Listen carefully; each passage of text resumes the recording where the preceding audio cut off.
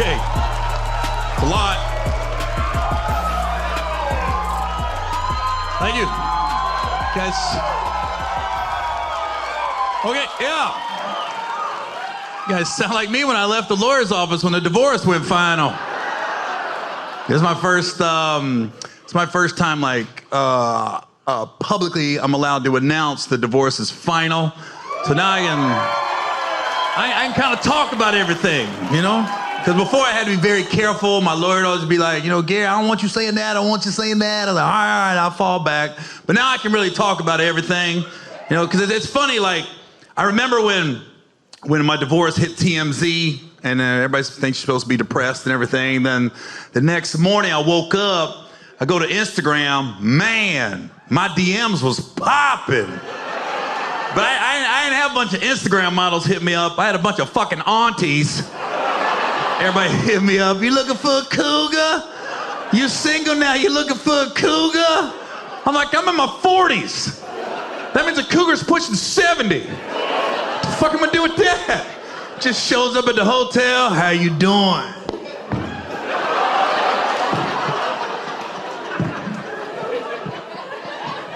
Do with me what you will. I can't get pregnant no more. What the hell? Saying weird shit in the bedroom? Oh my God, Gary. You remind me of my first husband, God rest his soul. What the fuck?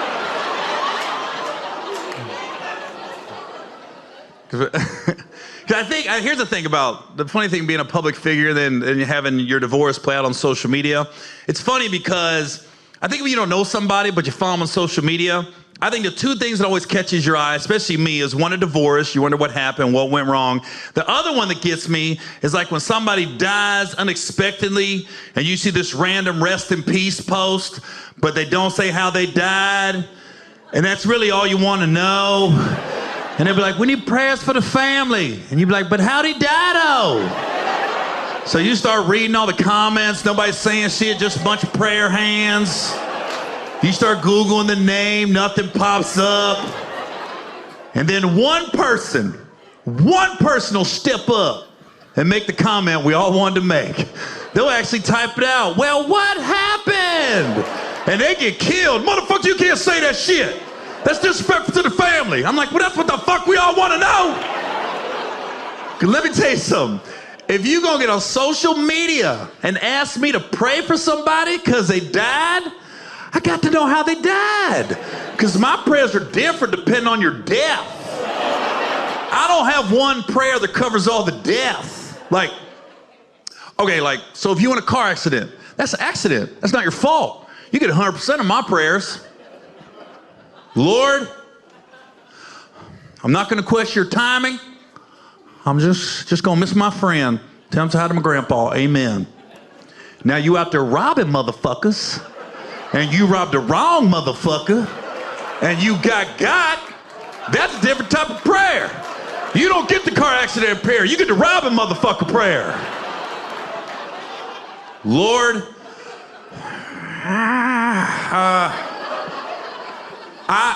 I understand that my friend took that free will a little too far. If you let him into heaven, be careful, he steals a lot, okay? He stole a hoodie out of my locker in 7th grade. He stole my lunch money in 8th grade. He's a thief, Lord. So one day, if you look up at the pearly gates and you're missing the pearly, he's probably got it. All right, amen-ish. Like, thing about it is like, I'm not a bitter divorcee, you know?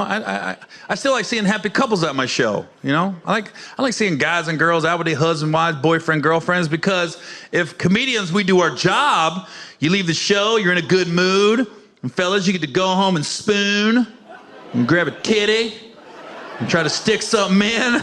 That's a great night. That's just not where I'm at in my life right now. Like when this show's over, I'm going back to my hotel, logging on to tastyblacks.com and calling it a night. That's a real website. You guys should check it out. I've probably been on a little too much lately because if you type in Gary, all lowercase, you get 10% off for the premium content. So, something I'm doing for my fans. But it's, that's a good page. I got a lot of good categories. I like to go to the interracial page. I like to put myself in the scenes, because I'm not going to watch black on black porn. For what? I'm not in that movie.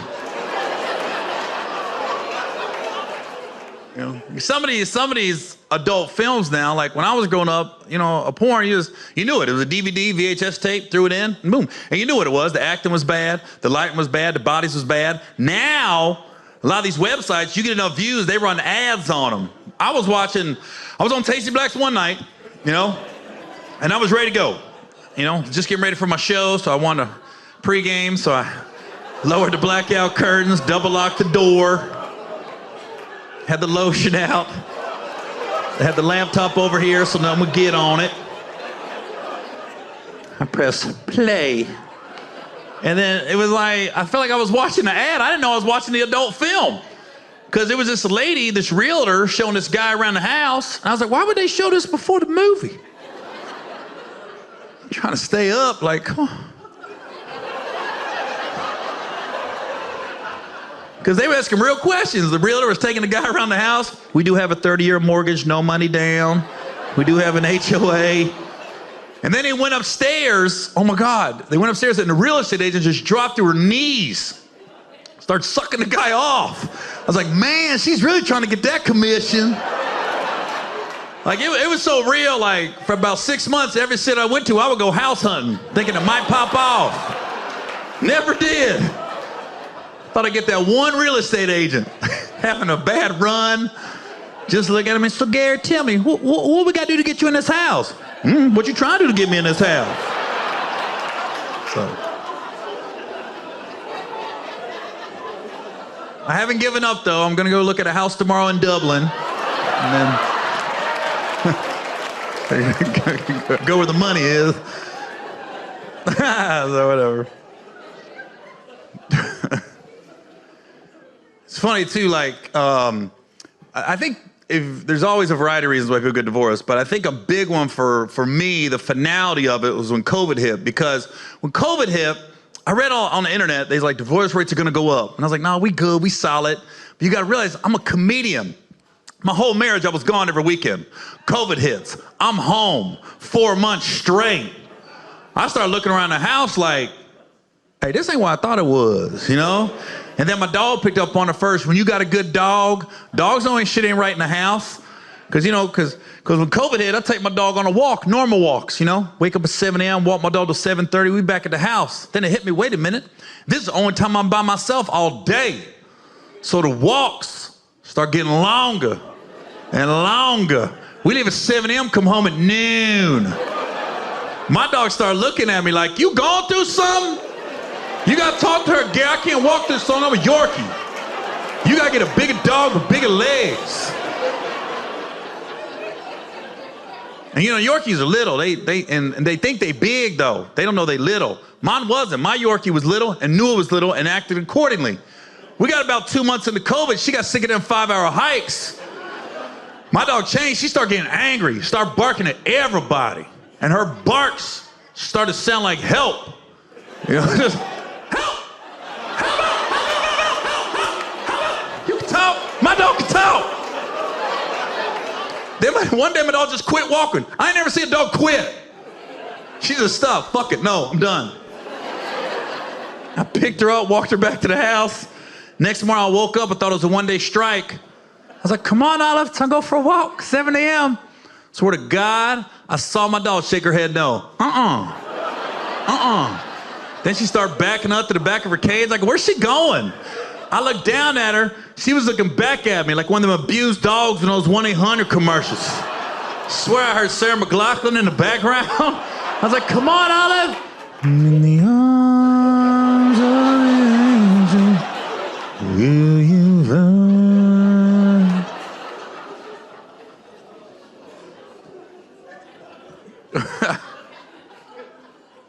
It's funny too, like people always ask you too, like, if you could go redo anything in your marriage, would you do something different? I was like, there's certain days I like to relive, for sure. I remember one day, there's a couple days. One big one though, I like to relive this day over, because one time I was flying with my ex, and I got upgraded and she didn't. And I got to eat I got the email like 3 days prior. I just didn't say shit till we got to the gate. Because I remember I walked up, I looked at it, I said, oh my God, look, I just got upgraded.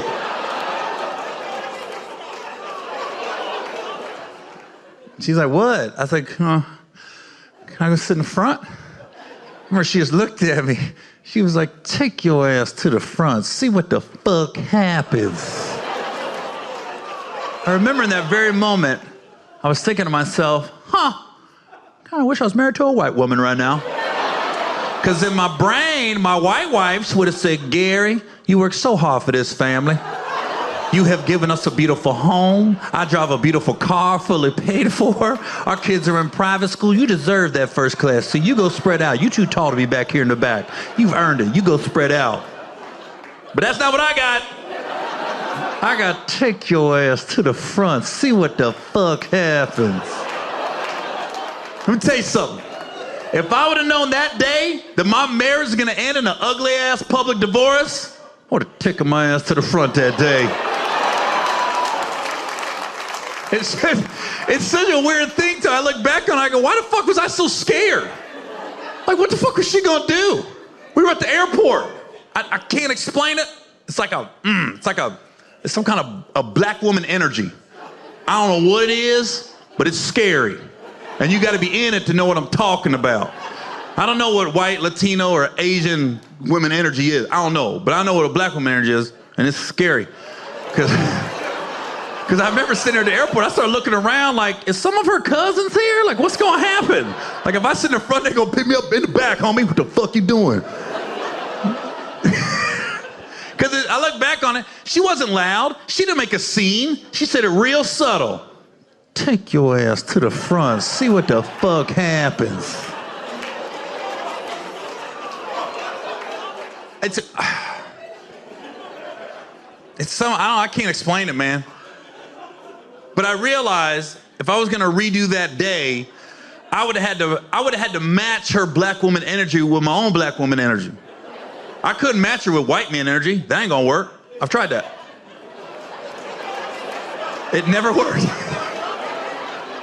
So if I could relive that day, I have to match her energy with my own black woman energy. So the minute she said, take your ass to the front, see what the fuck happens, I would have came back at her. Well, I'm gonna take my ass to the front. I wanna see what the fuck's gonna happen. Show me what the fuck's gonna happen. I date across that motherfucking curtain. I date across that motherfucking curtain. I didn't say that, I didn't say that. I just took my seat in the back.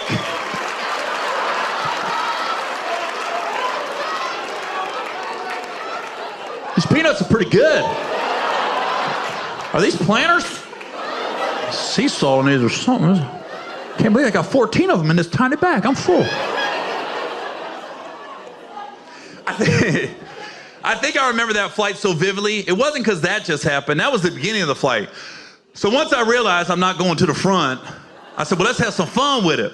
So she had a middle seat. So I said, look, you board before me. I'll be the last person on the plane. When I get on the plane, we'll ask the person in the window of the aisle if they want to switch. But we ain't gonna tell them which coast to first. We just gonna see if they cool. So she boarded. I'm the last on the plane. There was a lady in the window. I went to her first. I said, excuse me, ma'am. You might switch the seats so I can sit next to my wife? She was like, no. Right back to the window. I was like, dang, no discussion. Okay. Young dude in the aisle. Went to him next. Like, excuse me, man. You might switch the seats? He's like, I don't care. He grabbed his little Nike bag. He didn't even ask where my seat was. I gave him my ticket. He got about 3 rows up. He goes, hey, man, this is first. This is first. I said, I know, enjoy it. The lady in the window looked over. I said, don't. You said no, remember, no. So now we're about an hour into the flight, and I see that young kid walking back towards our row. We back in the 30s. He's in row 2. I said, why is he walking back here? He was like, hey, Gary, they're giving us lunch. You want anything to eat? I said, no, go eat. He about to give me his food. I was like, dude, I got peanuts. 14 of them, sea salt. So now we land. You know, when you're back in the 30s, it takes you about 15 minutes to deboard. I get off the plane. Guess who was waiting on me still got off the plane? That young kid again to say thank you for letting him ride him first. So now, me and him are walking to the baggage claim together. And we're just sitting there, and he's talking a mile a minute. He's like, oh my God, dude, I've never flown first before. I had lasagna, I had a chocolate chip cookie. He's like, I'm only 19 years old. They thought I was you. I got to drink the whole flight. I said, wait a minute, what the fuck you just say? That's how I realized he was drunk as fuck. He's staggering the baggage claim. His mom was at the carousel. Hey, baby. I said, we got to go. He's fucked up. We got to get out of here. I wonder what happened to him. He was cool. He got to be about 38 by now, a long time ago. I think the hardest part about divorce, at least for me, my experience, is avoiding a process server. I don't know if anybody's ever had to do that. I don't wish that on nobody, because I didn't really know how important a process server is in a divorce. I didn't realize all that it entailed, because I'll never forget when the quote-unquote shit hit the fan. Like, we have been separated for like 2-3 months already, right? And I'll never forget, I was in Naples, Florida. It was a Friday night. I had 2 shows. I get off stage after the first show, I go to my dressing room, I check my phone, and that's when TMZ got a hold of my divorce. And everybody's texting me, calling me, sending me the links. It's TMZ, BET, People, AOL. I was like, AOL? We got a dial-up divorce, ain't this a bitch? So my lawyer just started blowing me up. And so I finally answered. She goes, Gary, where you at right now? I said, I'm in Naples, Florida. She goes, you got a show tonight? I said, I got 2. I just got on the first one. Second one starts in 30 minutes. She goes, cancel it. I said, I can't cancel the show in 30 minutes notice. She goes, no, Gary, you don't understand. We are worried that a process server is on the way to serve you. I said, what does that mean? So she had explained to me, we got a house in California, we got a house in Ohio. I filed for divorce in Ohio. My ex filed in California. So my lawyer said, Gary, if you get served, chances are your divorce will go down in California. California's a 50-50 state, which means she can get half your money for the rest of your life. I said, say less, this show's over. I canceled that show so goddamn fast. I would say I feel bad for those 400 people that night, but I don't. Fuck them all. I got bigger shit to worry about than hee-hee-ha-ha jokes. My life, motherfucker.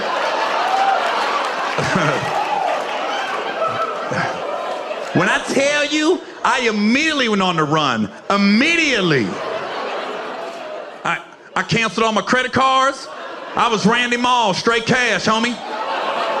I changed my cell phone number. I changed my cell phone carrier, because I'd be watching the first 48. They be catching them killers by pinging their cell phones off them towers. I didn't want a process server pinging my shit. I was sticking and moving all over the country. I was never anywhere for more than like 5-6 days. I was going to really white areas to blend in. Went to Maine, Montana, North and South Dakota. Went to West Virginia, hiked the Appalachian Trail. I was on the run. But after about 8 weeks of being on the run, I said, I got to get back to work. I was going crazy, right? So I called my lawyer, I called my manager, I said, I'm ready to go back to work. They said, Gary, we don't recommend it. I said, I got to get back to work. So the 8 weeks I was on the run, I really tried to educate myself on how not to get served. So on my line of work, the 2 most common places is on stage and at the airport. So when I went back to work, all my shows, I'd be way back here.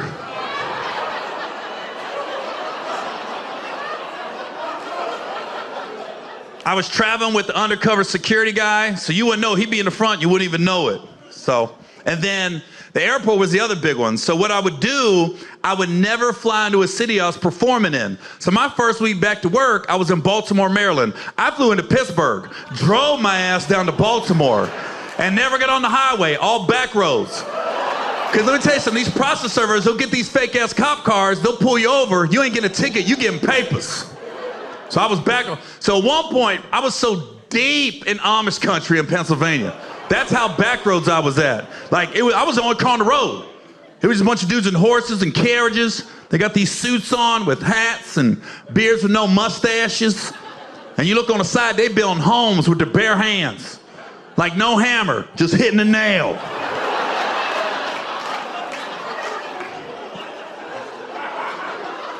So I got hungry. At one point I got hungry, I said, I gotta stop and get something to eat. So I stopped at this restaurant called Bob Evans, right? So I sit in this back booth so I can see everybody coming. So I'm eating, but my head's on swivel, like I said. And it's all Amish looking people in the restaurant. And also one black dude walked in. I said, what the fuck he doing here? And the dude made eye contact. He goes, yo, Gary. I said, not today. Not today. He started walking towards me. I'm throwing orange juice, toast at this motherfucker. He chased me all over that goddamn restaurant. I don't know if he was a process server or not. I couldn't risk it. There's probably still some brother in Pennsylvania. Gary's a motherfucking asshole. My bad. If he sees this, my fault, man.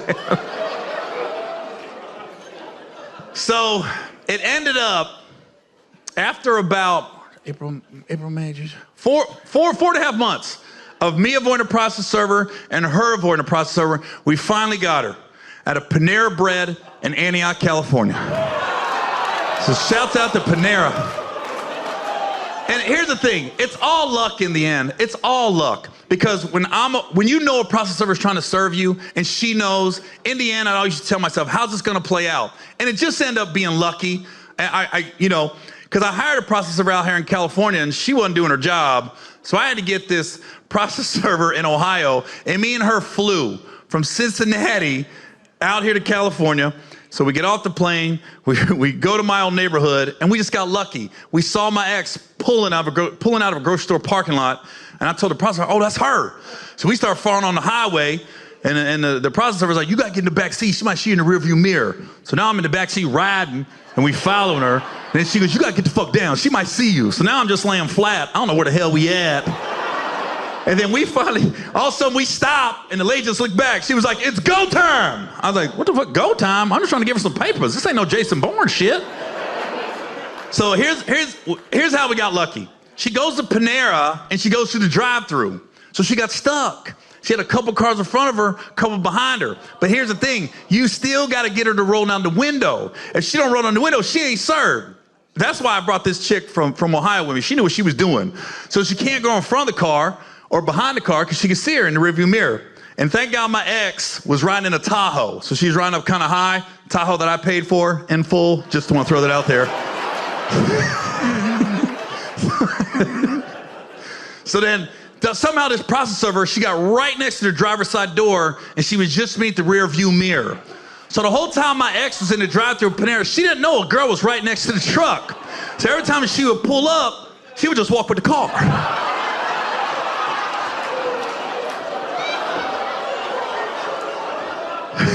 She finally rolled down her window to place her order. She just stood up. She was like, you're served. I said, oh, we got her. She was so mad. Ooh, she was so mad. Because I remember it was about an hour later, I got a text, you dusty white devil. I was like, dang, why I gotta be dusty? White devil's enough, but dusty? So, you know, me being a comedian, I'm sarcastic. I text her back. I said, the whole time we was married, I kept telling you got to eat too much. Now look what it got you served. She was mad. She hit me with like 3,000 black middle fingers. It just kept going on my phone. I was like, God, she's still going. She finally stopped. I hit her with the one shoulder shrug.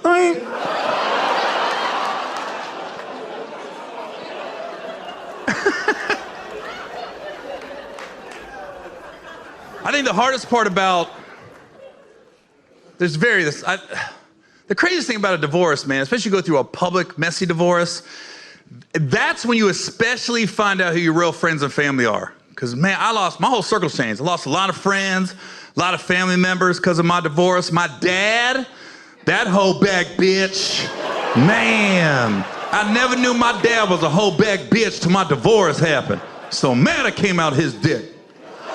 All the dicks in the world, and I came up a hoe back bitch dick. Okay, so clearly I gotta explain why I called him that. You can't just call your dad a hoe bag bitch. You're not gonna detail why he's a hoe bag bitch. So I say my dad, I use that word very loosely. Like, he wasn't around when I was growing up, but then when I got a little older and I got on TV and got in a couple movies, he started popping up a lot more. It's weird how that happens. So I think in the back of my brain, I kinda knew what it was all the time with him, right? So when I was on the run, right, one of the weekends I was on the run, a friend of mine got me an Airbnb in Sedona, Arizona.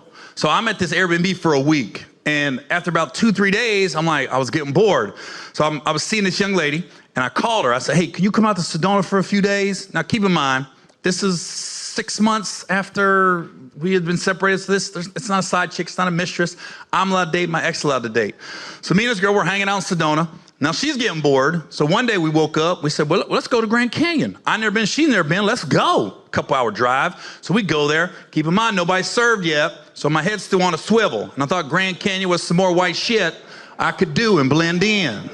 But then there was a couple brothers there that day, but they wasn't hiking down because they didn't want to get their Jordans dirty. I was like, damn, you bought some crispy white ones. So like anybody when you go to Grand Canyon, right, you take pictures. So that day I took like 7, 8 pictures. And when I got my new cell phone, in the beginning only like 10, 15 people had my cell number. So I'd always text people in a group chat to let them know where I'm at, keep them updated on my whereabouts and stuff. So my dad was in the group text. At that point, I thought I could trust him. So in one of the pictures at the Grand Canyon I took, and the girl was in the picture with me. And nobody brought up, nobody said anything. I thought nothing of it. Fast forward a couple weeks later. It's July 4th. I fly home to Cincinnati. I said, I want to go to Reds game. So I'm going to go to Reds game. I can't sit in the stands with everybody else. I got to get a suite because I can't risk sitting in the stands and a motherfucker walking up going, you want some peanuts and papers?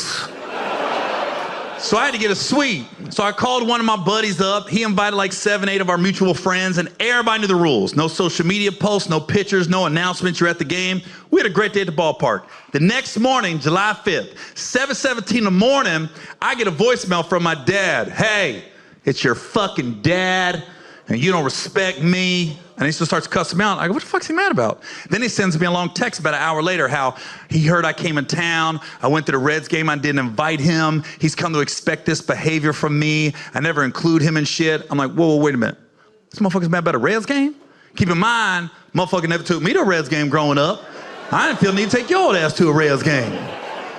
So I said, let me call him. So when I called him, I said, it's gotta be something deeper to that. First words out of my mouth. Hey, Dad, I got your voicemail, I got your text. He goes, yeah, I meant every word of it.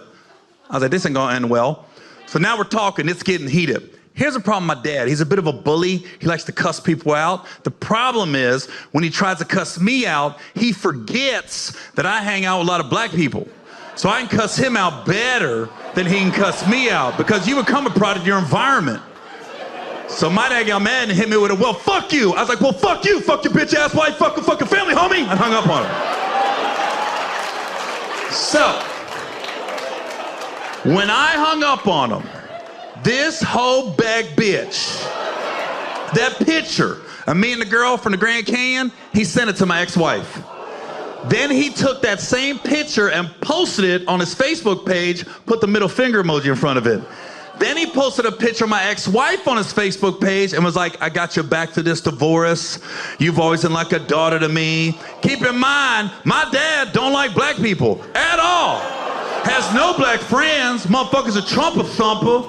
Not Trump supporter, Trump thumper. Like, I ain't saying he rushed the Capitol. He was at the monument. That motherfucker made the trip, but now he wants to support a black woman. You hoe bag bitch. And I meant every word I said. His wife can get it too. That Tom Petty looking hoe. Free falling ass bitch. Flat ass, no titties. Built like an overdeveloped 6th grader. If that hoe landed on Jeffrey Epstein's island, they say send her ass home. What the fuck could do with this? She ugly as fuck. Flat ass motherfucker. If she went to Japan, all the Japanese women will be like, oh fucker, look at how flat the her ass is. I've never seen such a flat ass. Mine's so much bigger.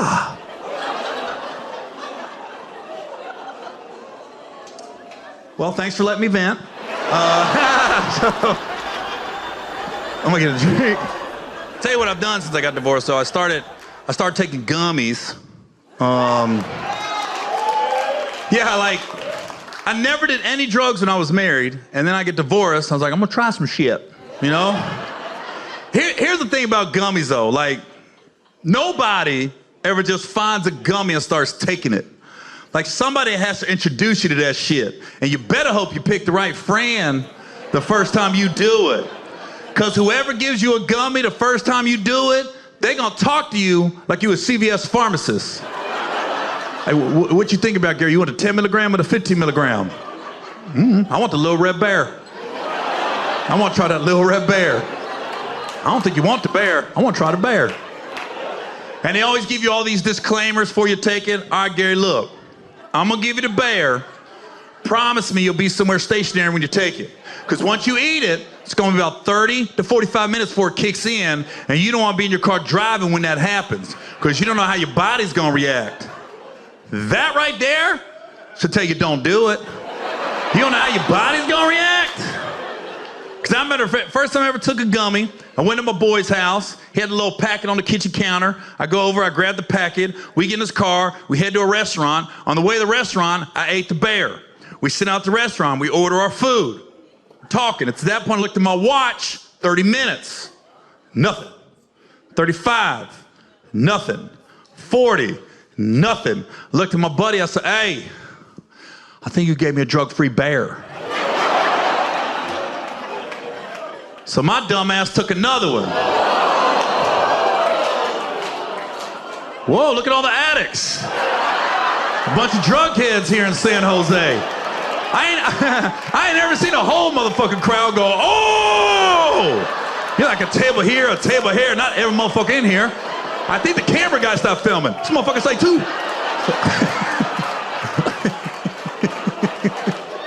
So, here's the thing though.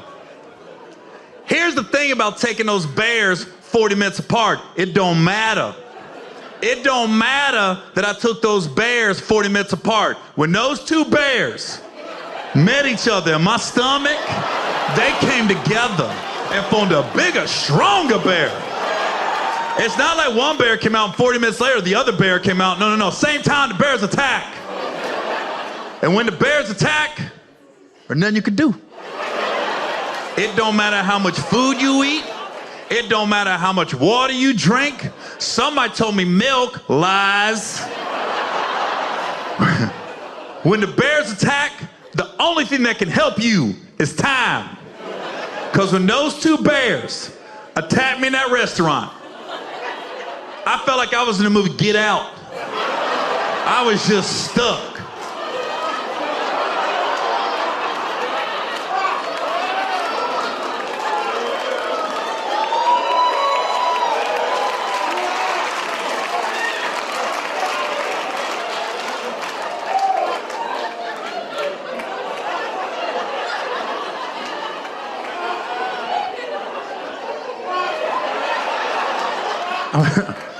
I was there, mentally I was there. I just couldn't talk. But I was happy. Those two bears made me happy. Because I remember I was sitting in a restaurant and I was having a full conversation with myself in my brain. I was like, this is crazy. I can't talk. What chance? All these people are at the same restaurant I'm at. I don't know anybody here. God, it came at the same time. And then the waiter finally came over with our food. And my buddy went to the bathroom. And I can't tell the waiter that's our food. I can't talk. And I'm fucking starving at this point. You know how much food you gotta eat to feed two bears? So the waiter just kept standing there, who got a chicken fried rice? Who got a chicken fried rice? And I can't say shit. I'm just staring at this motherfucker.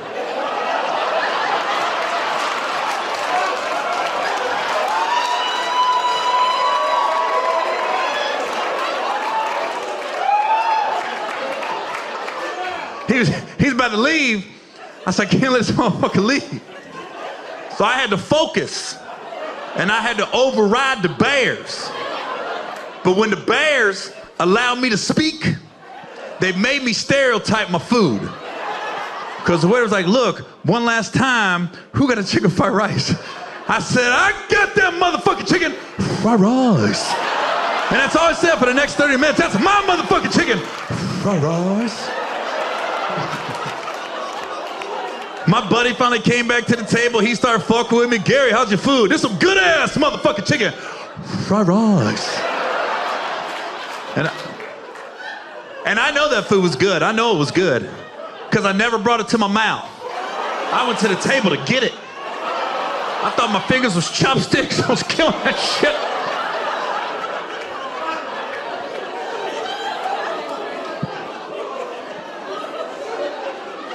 I tell you what. Looking back on that day, I'm glad I took those gummies. I'm glad I've continued to take gummies. Because I feel like it's helped me act a little bit, you know? Because, you know, here's the thing. Since it's been established, everybody in here has done it. Isn't it crazy, like, when you take a gummy, you think of some of the simplest shit. And you'd be like, why haven't I thought of this before? Better yet, why hadn't anybody else ever thought of this? But I would never risk taking a gummy before I came on stage. Because I can't risk getting stuck again. I'm just staring at you motherfuckers. You motherfuckers are staring at me. You get mad, I ain't telling no jokes. Everybody stands up to leave. And the Bears are like, Gary, look at that. You're getting a standing ovation. They love you. Look at that Bay Area love. Damn, I ain't even say shit. But the thing is, like, every comedian has the same job. Whether you do it in an arena or a coffee shop, our job is to get on stage and get a bunch of strangers together and tell some jokes that everyone can agree upon. Okay, we all think that's funny. Okay, we've all had that life experience. Not the easiest job in the world. Because even right now, I'm looking around the room. We got a lot of different nationalities, age groups, tax brackets, political beliefs, religious beliefs. I'm like, well, what have we all got in common? And I would have never thought of this if I didn't take those bears. But the one thing I am 100% positive about every single person in this room that we all have in common, and that is that all of our moms got hit raw.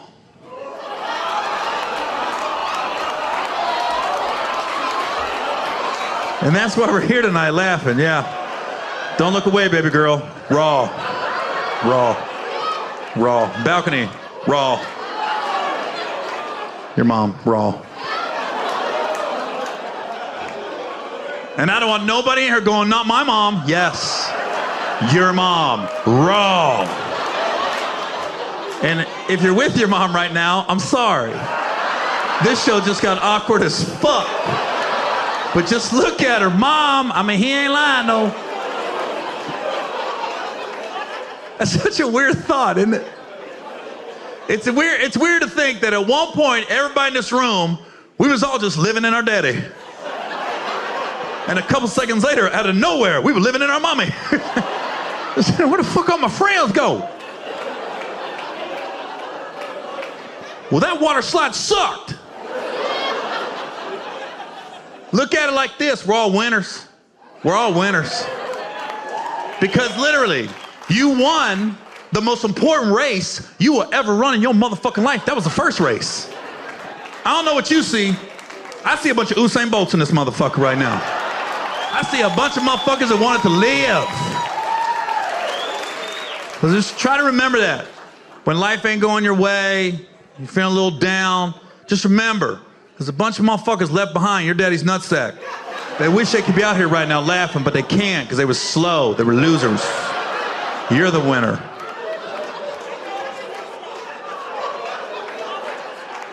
This is really hitting home with some of you right now. Like,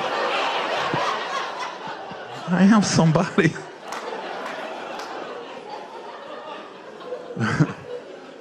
My mom got hit raw too. I ain't no different. My mom, she got hit raw a little too much. Man, it was like, I remember growing up, it was like every 18 months, my mom just popped up pregnant. I remember at one point I looked at my mom, I said, Mom, you ever use protection? She said, I just pray a lot. You might want to switch religions. Because I hate when they say that to kids. Well, here's what gets me, man. I hate it when people say, did you have a normal childhood? Whatever your childhood was your normal.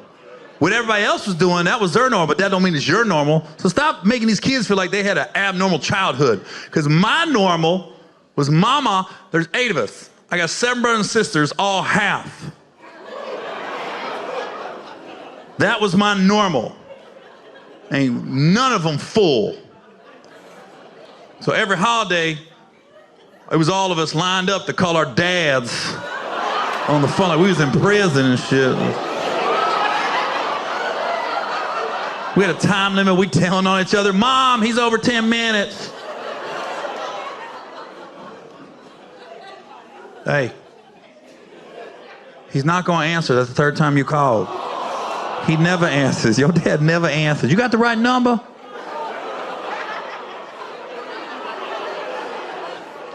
I remember the first time I stayed all night at a friend's house, I was 8 years old, went to my buddy Mike's house. His dad came walking down the steps. I was like, "What's your dad doing here?"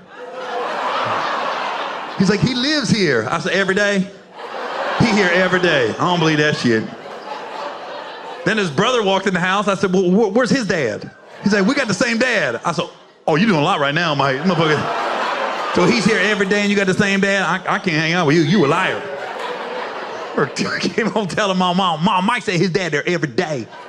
And he got the same dad as his brother. I've never heard of such a thing. So I'll tell you what's killing me right now, like, since I was talking about social media so much, is like, nowadays, it's so weird when women get pregnant, because when I was growing up, a woman got pregnant, and she announced it, and then you didn't hear nothing until the baby was born 9 months later. Now, we're in this age where I don't know who got into our heads, fellas, that we gotta do all this shit for a woman before the baby gets here. And you literally look back on it, it's all big waste of money. It starts with the gender reveal. These things are getting out of hand. And why does everybody look so shocked when it comes out blue or pink? That was only two fucking colors it was gonna be. You act like turquoise or purple was about to pop out that shit. Baby showers are out of control. When I was growing up, a baby shower was somebody's house. It was in the backyard or inside, depending on the weather. You bought a cake at the grocery store, and most of the food had toothpicks in it. That was it. Now, baby showers, fellas, you gotta rent a venue. You gotta get a DJ, a videographer, a bartender. There's a fucking theme. And then when you see this shit on Instagram, it looks like a goddamn music video. I was watching one baby shower. It started out, the bartender was shaking martinis. He was pouring the shit down the bar. Everybody was moving in slow motion. There was a fog machine. I was like, I ain't ever seen this video. Then the girl came walking out with her belly through the fog. I really like what you've done to me. I go, this a baby shower? And I know you guys have seen these pregnancy photo shoots. These are getting out of hand. So when a woman's like 7, 8 months pregnant, now women they'll get a beautiful dress. They'll cut the belly out. She'll be like in a meadow. There'll be a stream, salmon's jumping, a white horse will run by. And the woman's always holding her belly. She got beautiful makeup on. And the women, they never look at the camera on these pregnancy photo shoots. They're always looking away.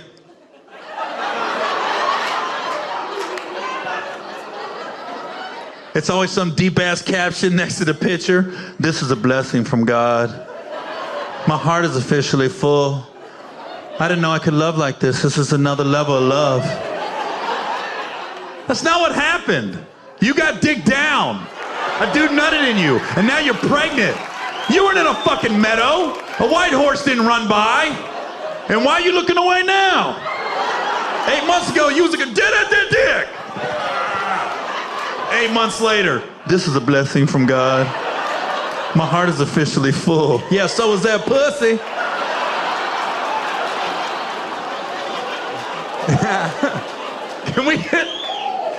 Can we get like an accurate pregnancy photo shoot, please? Like, go to the Courtyard Marriott, get that bottle of Casamigos. Oops. I mean, it was a fun night. That was crazy. I'm pregnant now, though. Who knew?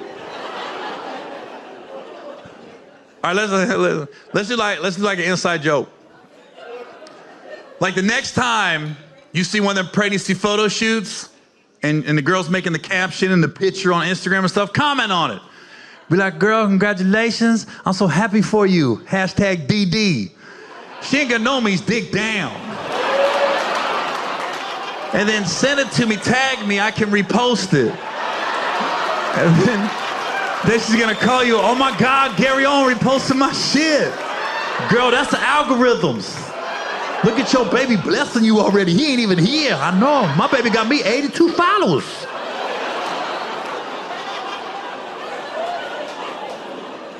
The latest though, the newest thing, I don't know if you heard of this one. It's called a baby moon. So now, fellas, this is what you're supposed to do. When your woman's 8 months pregnant, you're supposed to take on a vacation. It's like the last vacation with just you and your woman before the baby gets here. I don't think anything sounds worse than taking a woman 8 months pregnant on a vacation. I don't want to get on a plane, because when I think of vacation, I think somewhere tropical. I'm thinking Hawaii or the Bahamas or something like. I don't want to get on a plane with a woman 8 months pregnant and go to like the Bahamas, and then we get to the resort, and she's already complaining, my feet hurt, they swollen, this bed don't feel right, this fruit ain't fresh.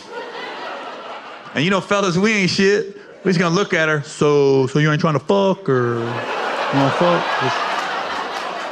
I mean, the doctor said elevate your feet, let's elevate them, shit.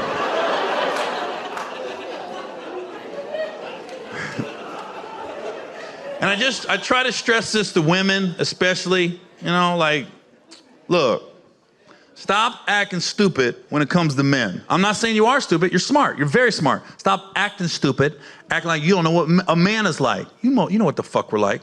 So listen, ladies, don't get on a plane with a dude, go somewhere tropical, and act like you don't know what the fuck we want when we get to the island.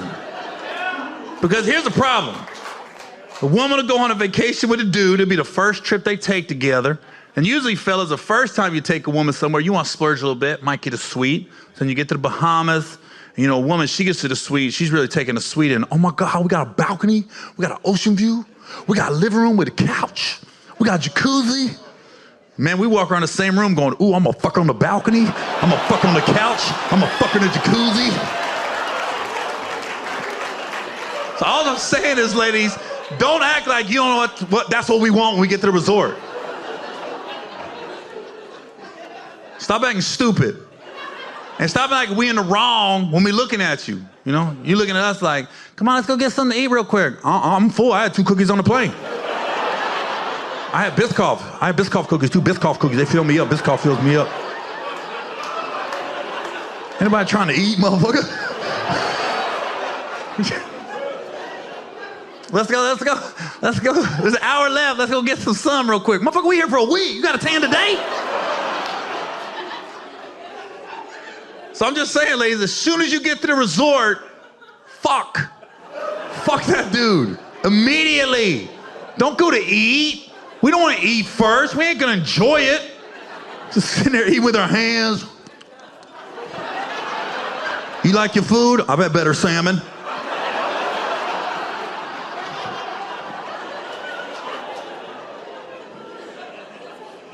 So just know, we want to fuck. As soon as we get there, we want to get off the plane, we want to go to the resort, and we want to fuck. I don't want to go ziplining.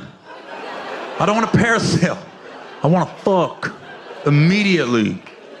As soon as that bellman leaves the room, you lock the door, you don't unpack, you fuck that dude. Your vacation will go a lot smoother, I'm telling you. You do that to that dude, ladies, we looking at you in a whole new light. Like, damn, you a real one. Make sure your passport's up to date. You about to go on a bunch of trips. Now you start holding out, acting stupid. We looking at you like, fucker, should have taken your ass to Six Flags. What the fuck I got over here for? Could have waited till 4 o'clock, got half off. This is stupid. So, yeah, so just, I'm trying to help. That's not even a joke. No, it's real life. I want people to make it. I don't want to see people break up. And I don't want women to act like you know what the fuck a man is like. Because, you know, well, I don't know, man. I think most men, our sex drive is just higher. You know, most, not all, but most. So, because, you know, and that's the thing about women, man. Like, because men, we got the stereotypes. We're dogs, we're cheaters. We don't want to be. We just got to fuck a lot. So ladies, don't get in a relationship with a man and you ain't ready to fuck a lot. There's going to be days you don't want to, but you have to. That's called a relationship. Because I'm telling you, men go about 3 days. That's it. After 3 days, that's when we start acting different. That's when you're looking at your man. Why you acting like that? Motherfucker, you know. It's Friday. We ain't fucked since Saturday. What the fuck you mean what's wrong? That's when everything's wrong in the world. Stupid ass stool, goofy ass blue curtain. The fuck they got a blue curtain for? I got a blue shirt on.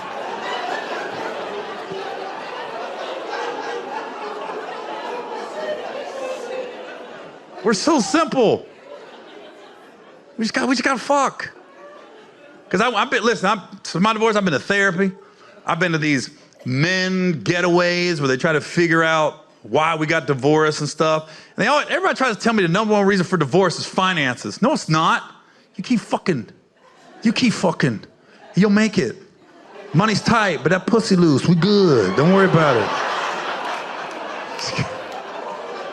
You just keep fucking, ladies.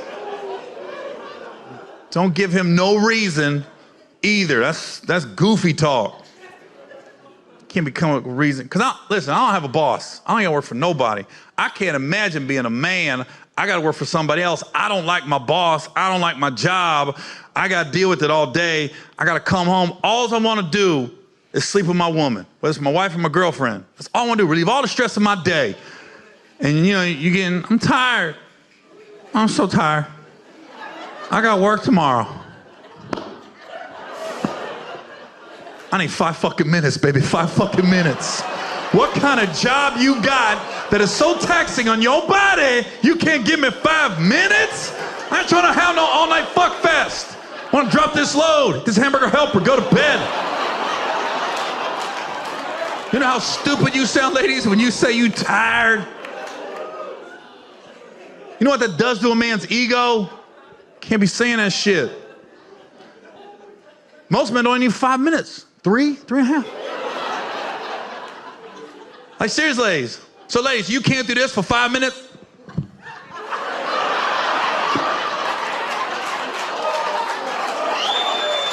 You ain't gotta do no motherfucking work. Ladies, you ain't gotta get off your phone. We don't give a fuck. Send some emails out, multitask. That's when you should be on Amazon. Can I get these shoes? Get them motherfucking shoes. You get shoes, I get a nut. We happy. Now, don't abuse the system, ladies. Don't be trying to sneak in some red bottoms on us. Can I get these red bottoms? You gotta turn around. You gotta take this shit to the face. You don't get red bottoms and I'm nutting on your back. I'm sorry. You gotta swallow all that shit. What are you doing? I'm spelling out red.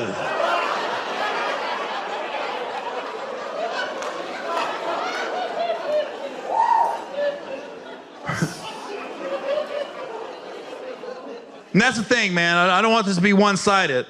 Like, fellas, if you got a woman and she is handling her business like she should in the bedroom, you gotta buy her shit. Women like gifts. You gotta buy your woman gifts. I try to tell women all the time now, if you do what you're supposed to do in the bedroom, you'll get whatever you want. A man will go buy a house he can't afford. 19% interest rate. Fuck it, I'll refinance. My baby want a house, she getting a house. Because that's the advantage you got over us, women. You ain't gotta buy your man a gift. What the fuck? I'm a grown motherfucker man, I don't want no gift. You ain't gotta get a man a gift. Men don't want gifts. Ain't no grown man woke up Christmas morning and ran to the tree. Ooh, wonder what the fuck I got. Give a fuck, I'm a grown motherfucking man. You ain't gotta put nothing in our stocking. The fuck you? When you gonna put a sock that I want? If you get your man a stocking, ladies, every man wants the same thing in his stocking Christmas morning. Your mouth. Cut the bottom of the stocking out, put your mouth on that shit. Let's stuff that motherfucker. I don't want no Starbucks gift card, but my own goddamn lattes. I can't suck my own dick. And if you married, ladies, you ain't gotta get dad a gift or nothing. We don't need nothing. Wake up Christmas morning, put a bow on that pussy. We gonna wake up, oh my God, you read my list. Hour later, you're in the living room, all the kids are opening up their gifts, there's wrapping paper everywhere. Your son looks over, Dad, you didn't get anything. Your daddy got everything he wanted this Christmas. Don't you worry about your daddy, I'm good.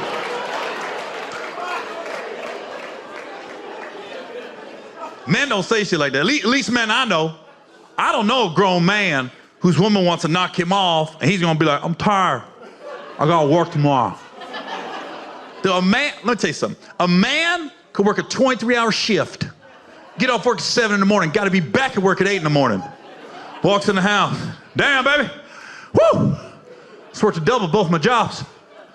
I got about an hour. Get a little rest. Gotta be back at work. Oh. What? I was gonna give you a little pussy this morning. Looks like I'm getting a 45-minute nap then. Let's ride. Shit. Listen, a man can be on death row. Headed to the electric chair, shackled up. Wrists, ankles. Fuck. I can't believe I'm about to die. I'm about to be dead in 10 minutes. It was good knowing you, boys. I'll see you on the other side. I can't believe I'm about to be dead. Female guard right here. Drops her pants. Come on. Hit this shit before you hit that chair. You got to be shitting me right now. This is happening right now. Ready to go, Warden? Motherfuckers in the chair. Any last words? Appreciate y'all.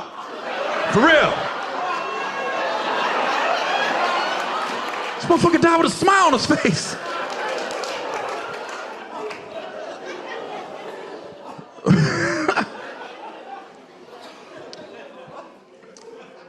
Obviously, blowjobs are very important in relationships. Obviously. I don't think, everybody's clapping. Here's the thing about blowjobs though. I don't think we put an emphasis on how important blowjobs are to society as a whole, okay? They save lives. No, seriously, ladies, they save lives. Because here's the thing. We're in this age where we're talking about depression and mental health, and then, you know, every couple months we're gonna turn on the television set and some dude's gonna go to his job, shoot it up, kill all his coworkers, and then they're gonna be like, he was depressed, he was dealing with mental health issues. And the only thing that goes through my brain when I see that shit is there's no way that motherfucker got sloppy toppy this morning. Ain't no way a man woke up, he was ready to kill a bunch of motherfuckers. His woman topped him off, and he still killed some motherfuckers. It's never happened in the history of man. Dude wakes up, I hate my motherfucking life. I hate my job. I'm killing all you motherfuckers. I'm gonna be all right, though. I'm gonna be all right. Today's a better day than yesterday. Man, why was I so tired? I was tripping.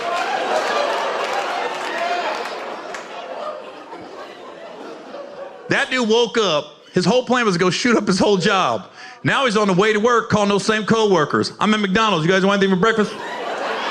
Yeah, they got two McGriddles for $5. I got $30. I'm just gonna get a bunch, 8, 9 of them, okay. And the thing about blowjobs is, and ladies, I don't want you to get upset with me. Don't get mad at the messenger on this. I'm looking around the audience, there's quite a few women in the audience right now, and you can't tell me every woman in this room has the bomb head game. Some of you ladies don't. And I don't know where you're at, but you're in here. And right now, every woman in this room is like, ooh, he ain't talking about me. I might be, I don't know. And I'm only saying that to say this. Ladies, it's very important to start having a discussion with your man and start asking him how your head game is, okay? And don't be mad if he gives you a little constructive criticism. It don't mean he wants you to stop, he just wants you to get better. He don't want to break up, he wants you to get better together. Because I don't care how good you are at it, there's always room for improvement. Nobody's mastered the game. So, because here's the problem, ladies. The only time you ever ask your man how your head game is when you're in the act of doing it. We can't give you an honest response at that point. We ain't about to have you stop to discuss it. You like that? Not your best. So I'm just saying, you gotta start calling your man, like ask him. Don't text him, call him when he ain't expecting it. Like this Tuesday, 1:30. Your dude's at work. Give him a call. He ain't gonna be expecting you. You have to give you an honest response. Just out of nowhere. Ring, ring. Hello? Hi. How's it going? Miss pretty good. I got a conference call in a couple minutes. What's going on, babe? Hey, listen. Real quick, I'm nervous. I got a question real quick. I want to ask you for to take that call. Hey, listen, okay. When I go down on you, okay, I hope you enjoy it but do you like the tip, the shaft, or the balls the best? Damn, baby, I'm glad you called. Hey, hold my calls, it's family shit. Hey, listen, baby, I'm so happy you asked me this. I'm just gonna be 100 with you. I'm gonna be honest with you. I love it every time. But I am a tip man. I love the tip, okay? Sometimes you do spend a little too much time on the shaft. This ain't no corn on the cob. You ain't gonna munch on that motherfucker, all right? And then balls is second. I love it when you suck at my balls, baby. You put one ball in, then two balls in. I be looking down at you like, damn, like you a little chipmunk starting my shit for the winner. Now, I'm fine if you want to start on the tip, use the shaft as a slide to get down to the balls. Once you hit those balls, you ain't got to climb back up that motherfucker. Just hop back up on the tip, okay? I'm so glad you called. I can't wait to get home tonight. All right, baby. I do got to take that call, though, baby, okay? So listen, let's just recap before I hang up. You got your notes on your phone? Get it out. Okay, so let's just go over this again. So it's tip 1, balls 2, shaft 3. All right, baby? All right, I gotta go. Hey, baby, listen, before you hang up, listen. Fuck away, love you. I gotta go. I gotta get out of here. Thanks a lot, I appreciate y'all. Thank you. Good night.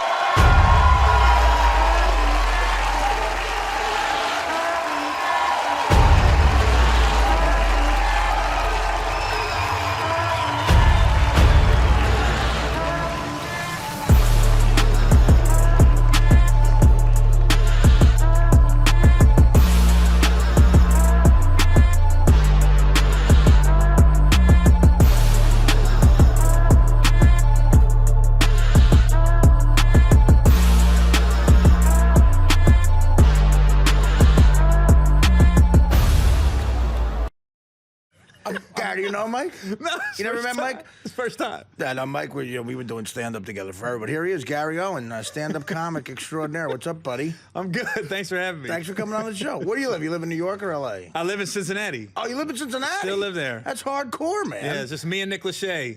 That's it. Does he really live there? Yeah. I think, do you guys hang? Yeah, no, not at all. I think Bootsy Collins lives there, too. It's the three of us. Oh, Nick Lachey. Was he the one married to... He's got a brother, right? He's got Drew Lachey, who was on Dancing with the Stars, and then he's married to the ex-MTV DJ. But he... Who did... Jessica Simpson. Oh, right. His Okay, first Jessica wife. Simpson. Okay, yeah, he got out at the right time. Mm-hmm. Larry Flint's also from Cincinnati. That I know. Like to bring that up. That I know. Yeah. I'm from Cincinnati. I know a lot of whores. Yeah, it's a fun town. I've been to Cincy before. Very close to Kentucky. Right on the border. Right on the border. Right on there, the river. Right across the river. And I don't know, so that's cool. So you're keeping it real, as the African-Americans say. You know, I'm in the suburbs, though. You know, suburbs are the same everywhere. It's Starbucks, it's Chipotle, Right. it's Best Buy. But you know? what are you thinking about moving to New York or L.A.? Nah, I was in LA for like 8 years. I did enough, it. right? Yeah, then I got married, had a couple kids. I said, let's slow it down. Chappelle moved to Ohio. He did. Yeah, he's about 30 minutes from me. He's in Yellow Yeah. Springs. Yeah, right. It's I mean, weird walking around Yellow Springs and you see Dave because they just see him as Dave. Like everywhere else, they stop and ask pictures. That was an odd move on his, because he's always been. I've always admired this about Chappelle. I've known him a long time, but he never trusted Hollywood. He never liked that scene, even before he left the show and everything. So he got that place because people forget before Chappelle's show, that guy was a millionaire. I mean, he played Tom Hanks' best friend in You've Got Mail. Yeah. The guy had a big career going. And he moved to Ohio. He got married, had a kid, and just moved to outside of Dayton, Ohio. On a farm, like a legitimate farm. On a farm, yeah. And so, I mean, is there like a scene there that you hang in? I mean, Nah.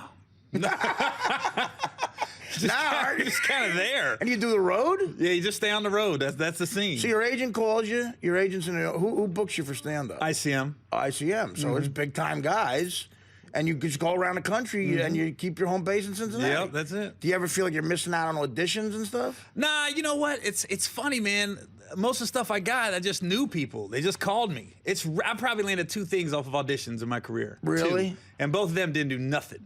Did a movie called College. It tanked. I remember that movie. Yeah. Came out. We was on Friday. I think by Tuesday we was on Redbox, Blockbuster. I've been in a few, though. Yeah. Yeah, well, I mean, listen, you're right. I mean, this is a business based on personal relationships. It really is. Like, you know a guy, you think he's funny, blah, blah, blah. Yep. Like Boschetti, he didn't have to audition for this job. I just called him. No. I was gonna say, who didn't get that part? You're looking at the finalist. Mass. Yeah, the audition wasn't exactly a cattle call. Sorry, Rocky Dennis. No, but I knew Mike, so I called him up, and thank God he was available. By the way, you didn't mention showering. When do you shower? At 5:30, 6 o'clock. Every day? Around the same time, yeah. Who does your back? I do my own back, really. When's the last time your back was actually bathed properly? I make sure I take my time with the proper. How do you reach your back? I can't reach my back. I can touch my toes pretty good. No, you can't. Yeah, I can. I'll show you. Touch them right now. Come on now. You can touch your toes. No, you can't. Without bending your knees. No, you bend it, Yeah. Mike. Anyone can do that.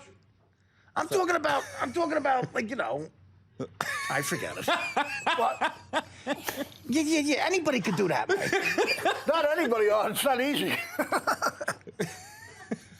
I'm saying, you might, when you say touch your toes, you stand, without bending your knees, up, down, you know. Are you all right now? Yeah, I'm good. I feel bad. He's done for the day. Nah, I'm never done for the day. I'm always ready. No, he is ready. He is ready. So what about you with as far as like how many weekends you're out on the road? I would say 40. And how does that affect your family life? It's hard, man. They're used to it, you know. But I say I'm working a weekend if I work one day. Like this week, it's just I'm doing Madison Square Garden tomorrow, the theater at Madison Square Garden. Really? And Oh my God, you're like the Stones. that's Friday, and then Saturday I'm in Charlotte. Then I'm home Sunday. So Where are you playing in Charlotte? Bojangles Coliseum. Yeah. So you're doing Coliseums in the Garden. Mm-hmm. How'd this happen? I don't know. How many seats you do? Usually I'm good for about 2,000, 2,500 seats. Yeah, that's great, man. So you got a nice following. I do, and it's pretty much 90% black. And then How'd that 10%. happen? I was going to notice all your credits are black credits. Yeah. I said I'm the only comic I got to cross over to my own race. No, you know? you just finished a new movie called Ride Along with Kevin Hart and Ice Cube. Yeah. You star in True TV series Upload. Your co-host is Shaquille O'Neal. Yeah. So like, how did you infiltrate the black community? Like, You know what? I don't know how it happened. When I first tried to do stand-up, they was listening to the radio, and they said I was in San Diego, I was in the military. Right. And they said, we're looking for the funniest black comedian in San Diego. So I called. I didn't say I wasn't black. I just entered. Yeah. So when I got there, they was Which like, is oh, fine. it's too late.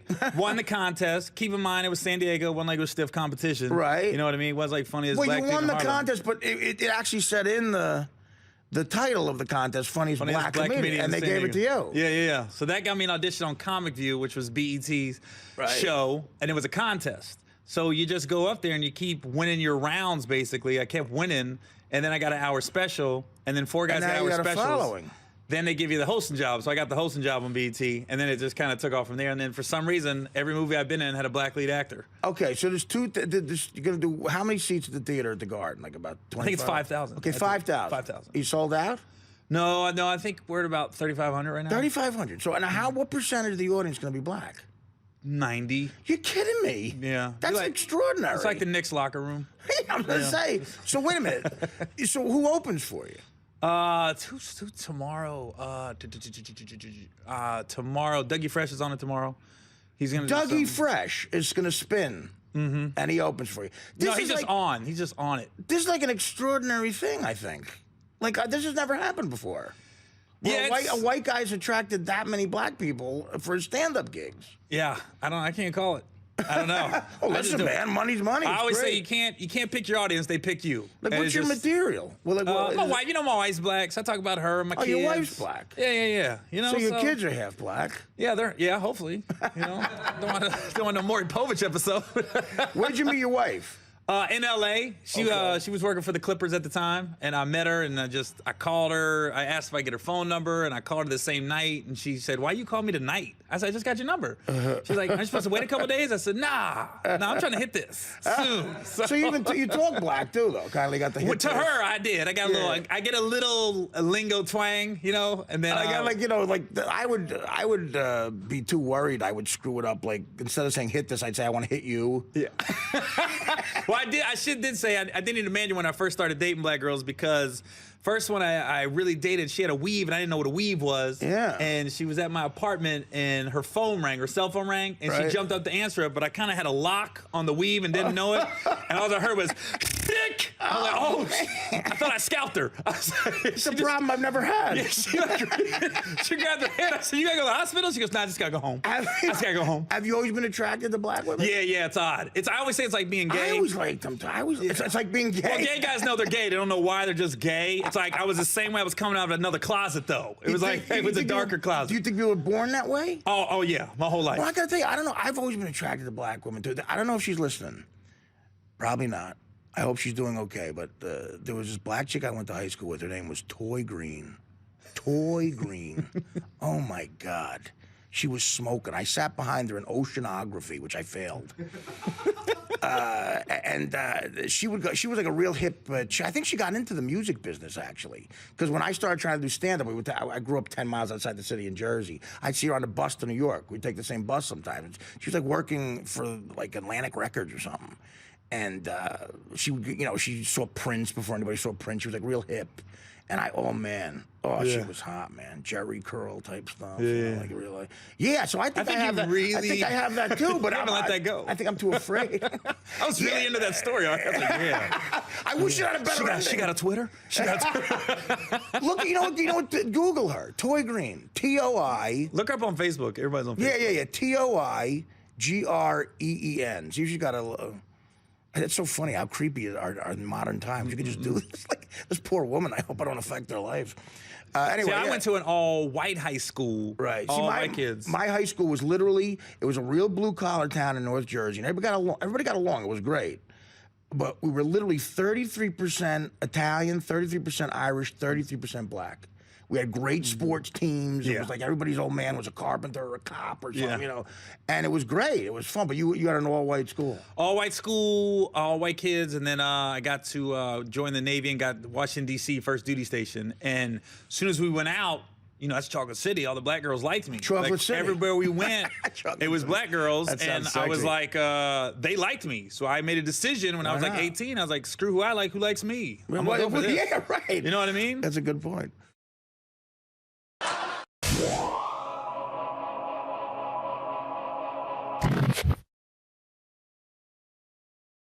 Hey, what up? What up, Gary? What up? What up, son? Right. Hey, so first of all, we just want to say, hey, appreciate you getting us this gig, man. Yeah, we didn't know how we was going to get Mondu's, the apple bottom jeans swimsuit. Yeah, she been wanting that for years. Yeah, so it's really going to take care of it, man. We really appreciate it, man. Look, guys, I don't mind hiring you, but I just want to make sure I'm very clear that I'm in charge. I'm Santa Claus. You're the elves. The elves work for Santa, okay? So I'm in charge. She wanted to talk to you about that, Gary. Maybe not. Maybe not. We actually wanted to switch it up this year. You know what I'm saying? I was thinking Tis the season for something new. So this is what we was thinking. Instead of the chimney, we come in through the windows. Oh, you know what I'm saying? That way we ain't got to worry about, hurting ourselves. You know what I'm saying? Oh, I can, what I'm saying, Jimmy the Lock with a butter knife on the time. You gotta come. Fool with the butter. You're a fool with the butter. Nah, you gotta come to the chimney, because if you go through the window, people think you're robbing them, and then things could pop off. They got something that we may want. We may borrow it, but it ain't stuff. Maybe. Okay, so No, you don't like that? No, I don't. I think Christmas is all about tradition. It's about chimney. It's about milk and cookies. Milk and cookies? See, you inconsiderate. You so What about the lactose intolerance? I knew that. What about the gluten-free people? We knew that. See that? I didn't We know kept Santa. Oh, how do you guys even know about this stuff? You guys where your beard at? How about instead of getting the kids that's nice, we do that every year. Get the kids that's nice, huh? Check this out. Check it out. Switch it up. The naughtier they are, the more gifts they get. You know what I mean? I know a girl ain't the question, but she can get it. That's not a good idea. She naughty. No, that's naughty. It's something new.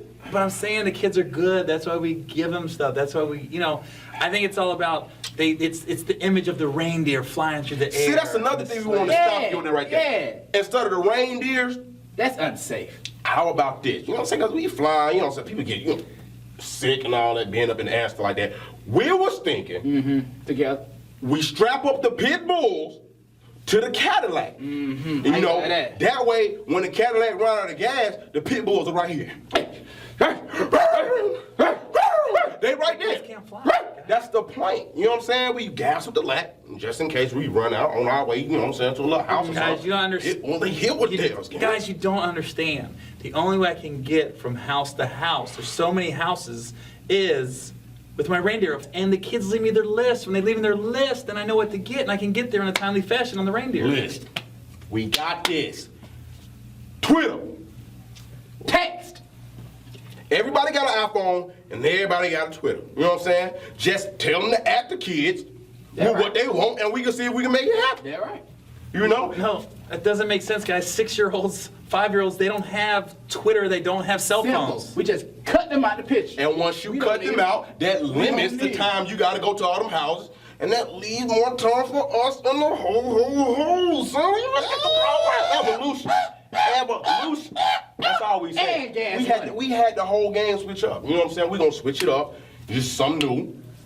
And it's just going to be short like that. Change is good, Sam. You know what I'm saying? Change is good. I don't. You know what?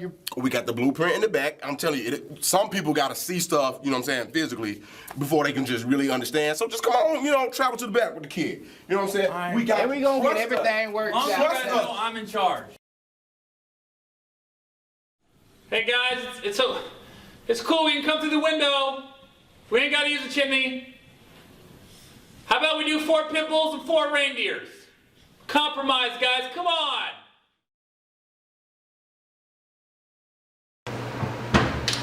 Hey, what's up? This is Gary Owen. I am on the set of mine and Shaq's new TV show, Upload, with Shaquille O'Neal. We're actually filming in his kitchen today. Shaq told me, Gary, while you're here, make yourself at home. What's mine is yours. What's yours is mine. So that's what I'm going to do. Now today, I actually met his personal chef, Alex. And I just want to see what Alex's skills are in the kitchen. Alex, can you make me a Cornish hen with some mango chutney?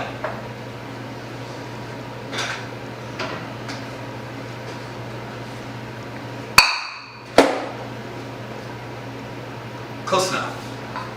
All right. Actually, Alex, can I get a spoon? Fuck you. Get it myself. Gonna get some milk for the frosted flakes. Hey man, fuck out of the fridge. Guess I let it dry.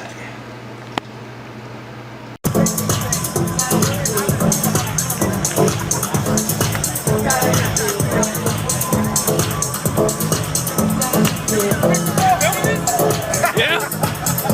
Jealous, motherfucker.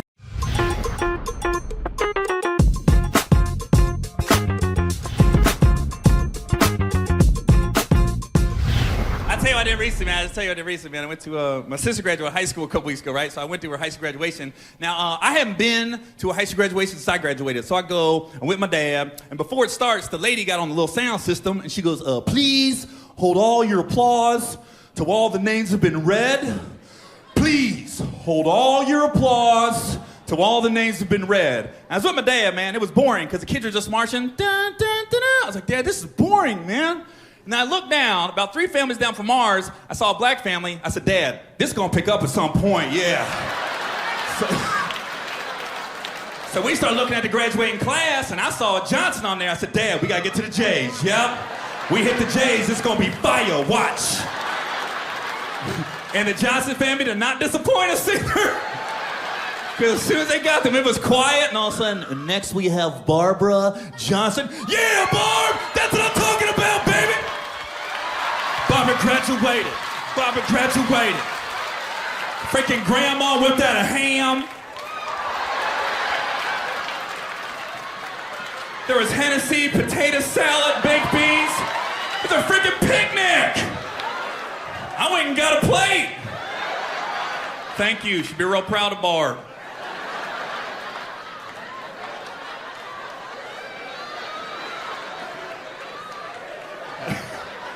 So now I'm enjoying graduation. You know, I got some food, I got some drinks, I got new friends, the Johnsons, you know. Well, there's a white family 2 families down. Oh, the dad's hot. According to him, the Johnsons had just messed up graduation. He's hot. He's looking at his wife, I'm freaking yelling. They yell, I'm freaking yelling too. His wife was like, don't yell, forget that, Karen, I'm freaking yelling. So I looked at my dad. I said, I can't wait till his kid gets called. But we didn't know his name, so we just had to wait. We didn't know when it was coming. We were like,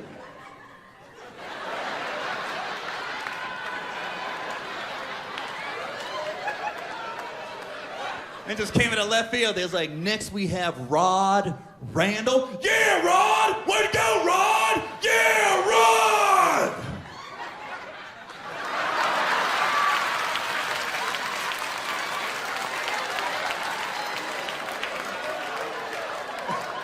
The funniest thing is his wife is like, that's not our son.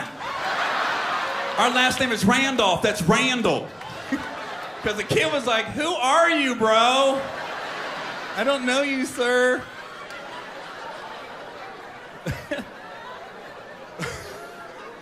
True story.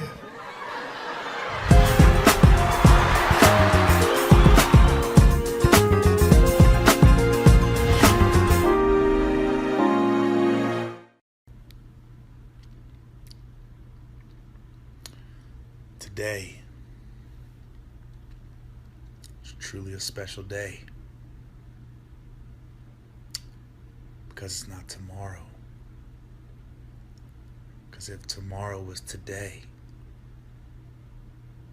then God would have made a mistake.